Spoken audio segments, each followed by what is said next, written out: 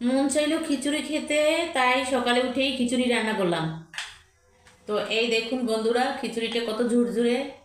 এই তো আসসালামু আলাইকুম, সবাই কেমন আছেন? সবার প্রতি ভালোবাসা ও শুভকামনা রইল, নতুন বছরের শুভেচ্ছা রইল সবার জন্য। তো মানে খিচুড়ি, এই হলো খিচুড়ি আর এই হলো হাঁসের গোশত। যারা বলে হাঁসের গোস্ত, অথবা আপনারা হয়তো কেউ কেউ বলেন হাঁসের মাংস, ঠিক আছে? তো এই হলো হাঁসের মাংস।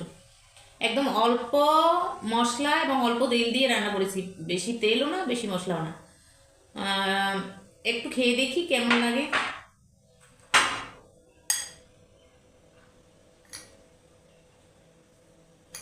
আমার সবসময় এই যে এই ঝুরা খিচুড়ি পছন্দ। তো আপনারা চাইলে আমার বাসায় চলে আসতে পারেন, আমরা সবাই মিলে ঝুরা খিচুড়ি খাবো। মিষ্টি দাও তো।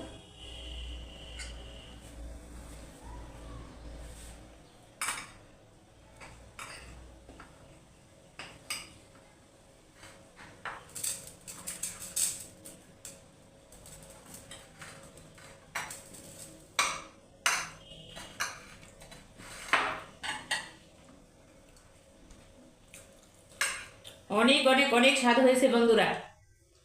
মানে হাঁসের গোশের একটু ঝোল খেলেই, শীতে তো, শীতকালে হাঁসের গোশ আমার পছন্দ। তো হাঁসের গোশের একটু ঝোল খেলেই প্রাণটা ঠান্ডা হয়ে যায়। তো আপনারা চলে আসতে পারেন। দেখি গোশটা কেমন হয়েছে।